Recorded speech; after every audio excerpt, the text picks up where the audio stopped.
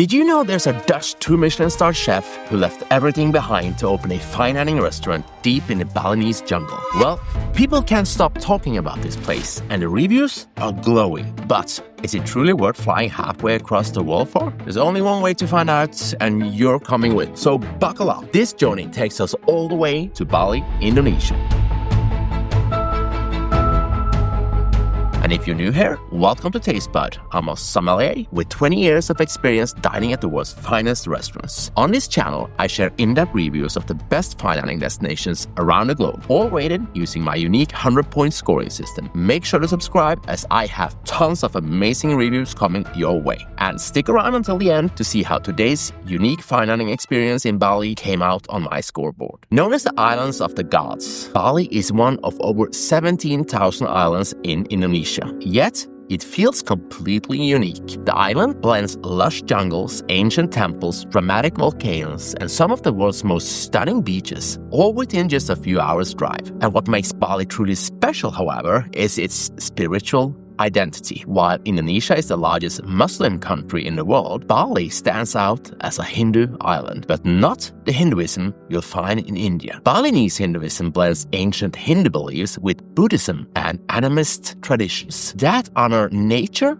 and the spirits within it. Every mountain, tree, and river is considered sacred, and daily offerings of flowers and rice are placed everywhere as a way to keep harmony between people, nature, and the gods. It's this deep spirituality woven into everyday life that gives Bali its unmistakable energy, a feeling you sense the moment you arrive. And arrive I did, finally, after 24 hours of travel. A quick shower and a change, and it's time to head to the restaurant. I'm heading out of my homestay in the heart of Ubud, waiting for my Gojek, which is Indonesia's answer to Uber, to arrive. It's afternoon and literally steaming, but finally my driver is here and I get in the back seat. And thank God he has aircon, because let me tell you, this place is hot for a guy used to Arctic climates. It should only be a 30-minute drive, but as soon as we hit the road, we're swallowed by Ubud's infamous afternoon traffic. Honestly, traffic on this island is interesting, and I believe can test anyone's patience. Thankfully, as we leave the busy streets behind, the congestion clears up, replaced by the quiet charm of the more rural Ubud. Soon, we're cruising past tranquil rice fields and tiny local villages, a scenic reminder why so many travelers fall in love with Bali. As we pull up to the entrance, I step out of the car and thank my driver, who quickly apologizes for the delay caused by traffic, as if it was somehow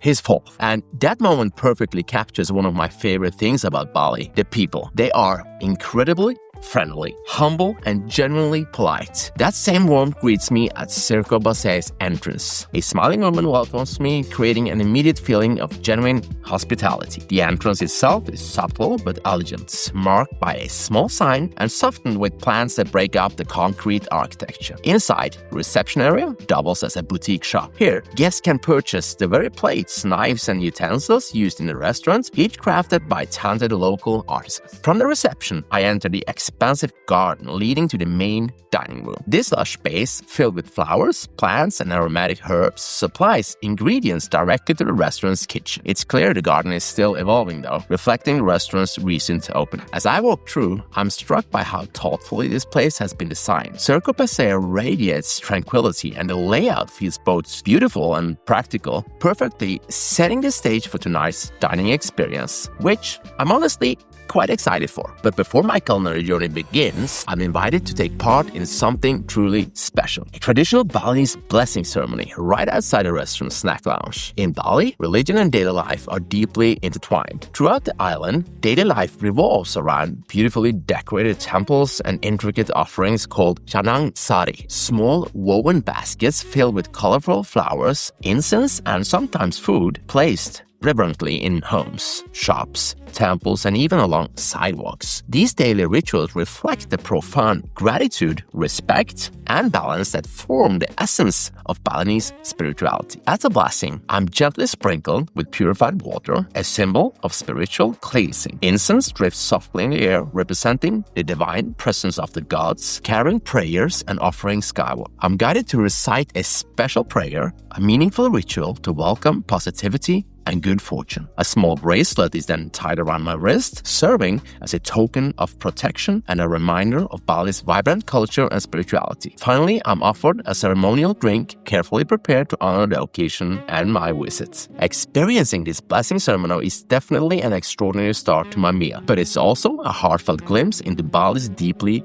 fascinating culture, a moment of authentic connection and a perfect prelude to the culinary experience awaiting me. And thankfully, I don't have to wait long. Moments after the blessing ceremony, a waiter approaches with my first snack, a delicate crusted, beautifully filled with vibrant flowers harvested from the garden. His first bite is inspired directly by the small woven baskets mentioned earlier. It's a perfect reflection of the thoughtful philosophy that makes dining here such a special experience. And I'm tempted to say that the long travel to come here already is worth it, but let's wait for the rest of the meal before we conclude. After finishing the first snack, I'm invited inside to the lounge. The atmosphere here is warm and relaxed and inviting. Beautifully designed sofas, soft lighting, and thoughtful details make it a nice place. More snacks arrives at my table, and this is one of my absolute favorites. So this is our oyster. Oyster is coming from Lombok that we combine with swordfish and then tumis kangkung, stew of water spinach, and then combine with the kemangi oil. To me, a fine dining experience just isn't complete without this oceanic delicious, and I'm delighted Chef Syrco included it in tonight's culinary journey. But speaking of Syrco,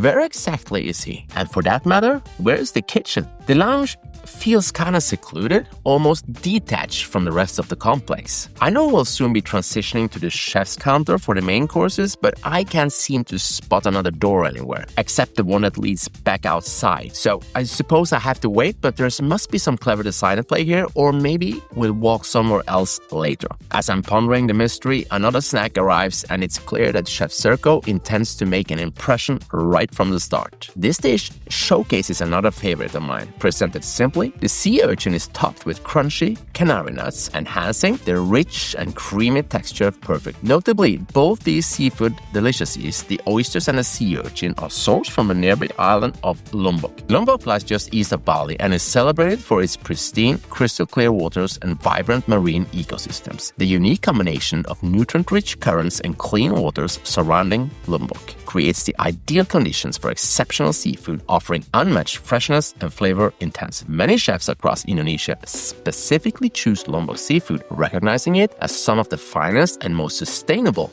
in the region. With such incredible ingredients already presented, my anticipation is sky high. Luckily, I don't have to wait long. Suddenly, my waiter asks me to turn around. Confused, I watch as he reaches for what appears to be a bookshelf and slides it aside, revealing a hidden entrance. So that's where the door was hiding. Stepping into the chef's counter, I'm immediately struck by this intimate 12-seat space, giving guests a front row seat to the kitchen action. And who is taking center stage tonight? Well, let me introduce Chef Syrco Bakker himself. Hello!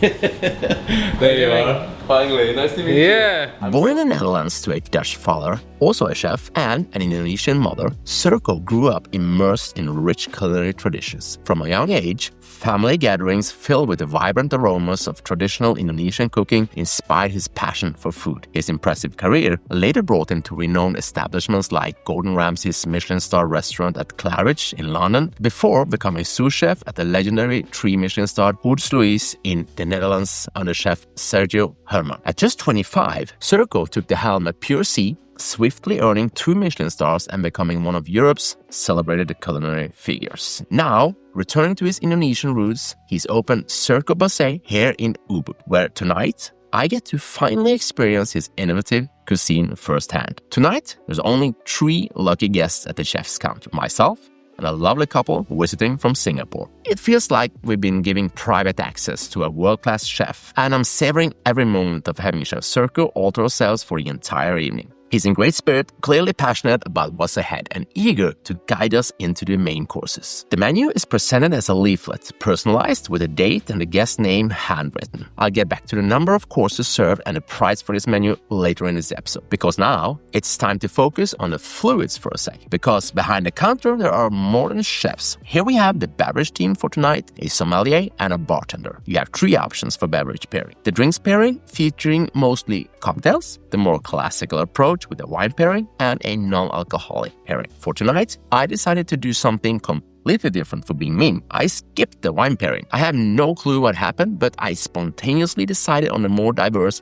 beverage pairing. And, well, this pairing was something different. Maybe not what I expected, but I'll get back to that. The first beverage is here. Let's hear what the bartender says. So for the first pairing, you got karu soju, or easy to understanding is similar like sake, but in Bali we call it arak. This cocktail was really dry and clean with a touch of green herbs and citrus. An excellent start and also quite a good pairing to the first course that is finished plating right in front of me. For the first dish in Bali Hero, we have a mackerel that we stuff with some algae sambal.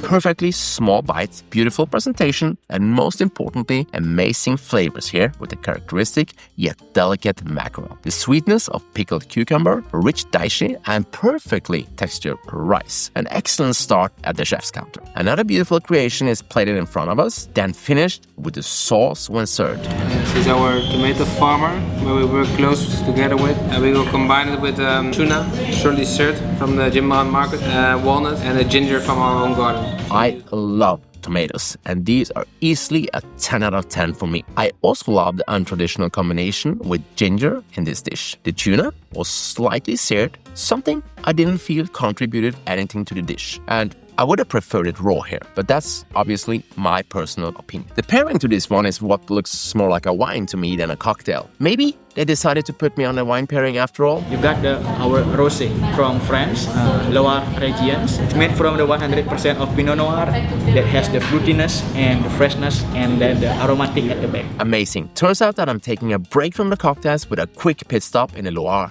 Valley. Pascal Jolivet, Sancerre's champion of purity, founded this house in 1987 and built a style around precision and clean mineral-driven wines. I really like this winemaker. And this cuvee is made by direct pressing in stainless steel, which gives it its pale salmon-like color in the glass. It opens with wild strawberry, white peach and rose petal, and the palate is bone-dry, zesty with slight chalk minerality. I could drink this all night. Before the next course, a small snack is being served. For the next one, we have like a free snacks or pies, like the sneak peek for the next dish. So next dish gotta be squid babi. Babi means pork in Indonesian. That's why we're using pork skin crackers in the bottom with black garlic cream, and on top there's a fried kale. While we enjoy the pork skin cracker, Syrco is plating the main pork serving. So next preparation is basically the same ingredients I said before. So we fill up the squid with pork, which is seasoned like a Babi Guling seasoning. The kale leaf is from Island Organic, our organic farmer, and we fill it up with lawar salad. I've had traditional Babi Guling in Indonesia many times. It's an iconic whole roasted pig stuffed with a local spice mix. Once reserved for temple ceremonies and weddings, it now appears just as much at community rituals and for lunch at busy warungs. Served with rice, lavar, crackling broth, urutan, and sambal mata, is a rich smoke, deeply spiced and symbolic of shared prosperity here on this fascinating island. If you want me to cover more street food and traditional cuisine on the places I visit, leave a comment below and I'll make sure to include it for the future episodes. Syrco's Babi Guling was, of course, more refined than what you get on the streets, but the flavors were equally delicious. Great course, once again. Before we continue with the next main, we served a couple of cold cuts of cured fish. As Syrco explains their collaboration with local producers, their approach comes through clearly. The storytelling here is great. You can really feel their passion, and it's generally fascinating to hear the culinary story behind each course. The bartender is back with another surprise on my beverage journey tonight. For the next pairing, you got beer. Then we collaborate local crammon beer from Bali called Eye for Eye. So Eye is Island of Imagination. Here, the process that they will make it is after they brew the beer, they mix with honey that coming from Sumatra Island called Angkrakcia honey. They'll definitely have it for creativity here because I don't think I've ever had lobster paired with beer before. But it makes sense when I hear Syrco's presentation. Shawamushi underneath, Japanese curd, some daikon, chili, and bone marrow. Jus is based on crustacean stock, and the salad we seasoned it with soy waste. So this is the leftover from soy sauce. Komame is making our soy sauce and misos. She's from Japan, but makes it here in Bali, and it has like an umami flavor.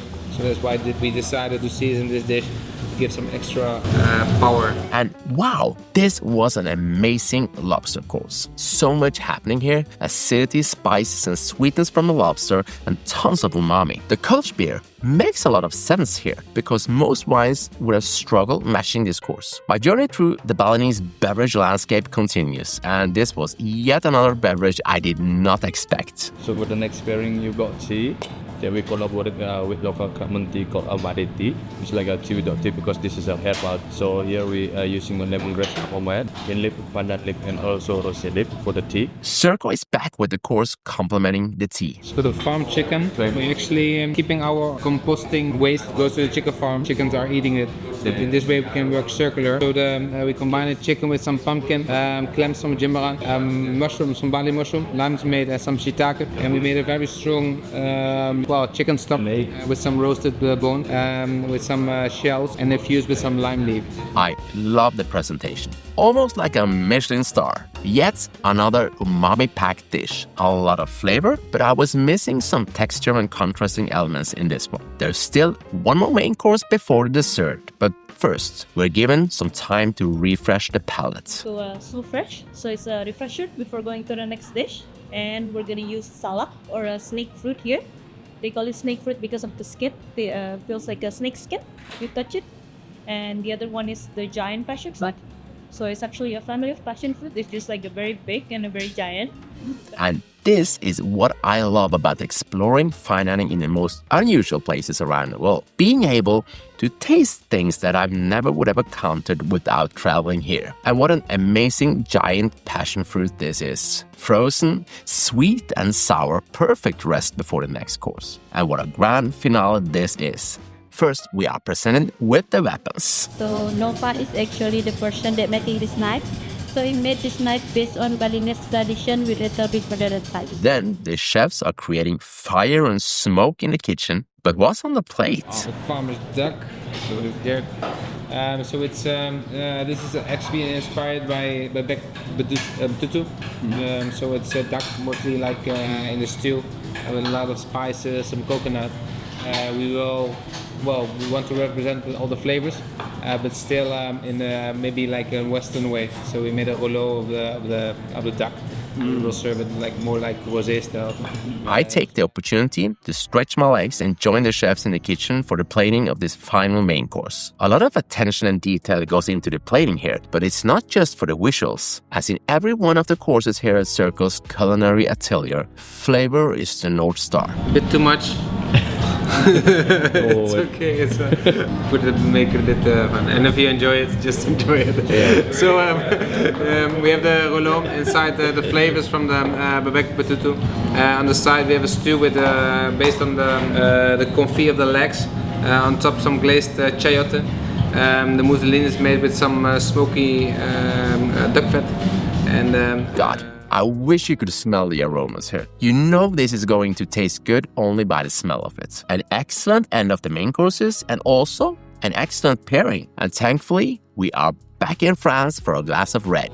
Wine with the red wine from France, like Bordeaux. This is Jean-Pierre Moeur. This is the Libourne-based family behind right bank icons as Le Fleur, Petrus, Trotanoy, and Bel Air Monange. Founded in 1937 and led today by Christian and Edouard. The straight Bordeaux channels that right bank feel. Mostly Merlot with Cabernet Franc from hillsides around Lussac, Saint-Emilion and Castellon. Bright cherry and strawberry, a touch of blonde tobacco, medium-bodied with silky fine tannins. It's quite polished actually. Drink now Bordeaux with lifted limestone freshness. It works well with the complex duck course. We are back at the lounge for the final part of the meal. So that's a cake that we stuff with a corn brulee, some caramelized corn with a mango and passion fruit sorbet. I'm all in on cold, fresh, and sour desserts, so this one worked well for me. It's paired with a local gin-based cocktail that complemented the flavors of the dessert well. We wrap up the meal with some petit fours. We have sandal fruit, we have the dragon fruit, this sambal longan, this is the passion fruit. This is the chocolate with the mulberry and a ginger touch. We have the sambal klopon, klopon the snack from Bali with some the coconut, and the inside we have the kle honey from Bayangan. And I love that instead of making overly sweet and complicated petit fours, they serve fresh local fruits. Excellent end of the meal, but my experience is not over yet. There's still one more part of this place to discover. We're guided by a member of the team, walking through the lush garden and back toward the main building. Passing the reception area where I first arrived, we led through a discreet door beside it. And wow, what is this place? Well, I suppose the sign gives it away. Welcome to the bar. And what a bar it is. I love this place. And behind the counter? Well, if you're into cocktails, you might already recognize him. Aris Sanjaya Putra. Indonesia's cocktail scene has been booming lately, and Aris is one of the stars leading that movement. He placed second in last year's World Class Global Bartender Awards and took home the People's Choice Award as well. Needless to say, we enjoyed more than a few post-dinner cocktails here that night. Now, let's rate tonight's experience on the 4 categories on the Tastebud Scale, and we'll see where Syrco's Culinary Atelier came out on my scoreboard. But first, thank you so much for watching this far. If you enjoyed this video, please hit the hype button and subscribe. Your support helps me bring more stories from the world's best chefs and restaurants to you. Now, let's evaluate the first category, design and atmosphere. Let me start by saying this is a really cool restaurant. The layout works beautifully with the garden and dining spaces seamlessly blending into one another. I loved how the lounge served as both the perfect introduction and finale to the meal, and the chef's counter in itself is amazing. Sitting there, you truly feel like you're right in the middle of the kitchen action. However, if there's one thing I didn't love about the Culinary Atelier, it's the lighting. I completely understand the need for bright light in the kitchen, but a more thoughtful separation between the work area and the guest seating with softer dimmed lighting would have created a warmer, more intimate atmosphere. Still, strong impression overall, and I'm giving design and atmosphere 7 out of 10 points. The next category is service. No need to explain much here. Service here is fantastic. So friendly and honest. Amazing staff here and full score 20 out of 20 points. Next up, the beverage category. I have to admit, this one's a bit tricky to rate. It came with quite a few surprises. The pairing was a mix of classic Bordeaux wines, local Arak liquor, beer, and even tea. And you know what? I actually kind of liked it. Even though I personally lean toward a more traditional wine pairing, the combinations here work well with the food that's often kind of spicy here with high acidity and quite complex. So all in all, the beverage pairing was not mind-blowing, but definitely enjoyable. 15 out of 20 points. Now for the most important category, the food. And Chef Syrco Bakker is creating something really special here at his Culinary Atelier. This is genuine and authentic cooking with a strong passion for telling the stories of the local farmers, fishermen, and artisans of this beautiful island. The technical level here is high, and everything is well prepared and perfectly cooked. But the big question is, does everything actually taste good? For the most part, yes, actually, most of it tastes fantastic. As you'd expect in a place like this, there are plenty of playful, unfamiliar flavor combinations, often far from what we're used to in classic European fine dining. And that's something I really enjoyed, especially the creative use of acidity and spices. However, in a few of the dishes, I found myself wishing for a bit more texture and contrast to balance things out. Still, those are minor details and mostly down to personal preference. Overall, it's a strong showing. 45 out of 50 points for the food. That brings the total score for Syrco's Culinary Atelier to 87 points, comfortably placing it in my very good restaurant tier. Well done to Chef Syrco and the entire team, and I'm looking forward to coming back here soon. And remember when I said that Bali's fine dining scene is evolving fast? Well, check out my in-depth review of Locavore Next right here. Many people say it's the best restaurant in Bali. Or maybe your favorite is Syrco BASE? Let me know in the comments which one you choose. Again, thanks for watching. Please give the video a hype to help it spread to more food-loving people, and I'll see you in the next one.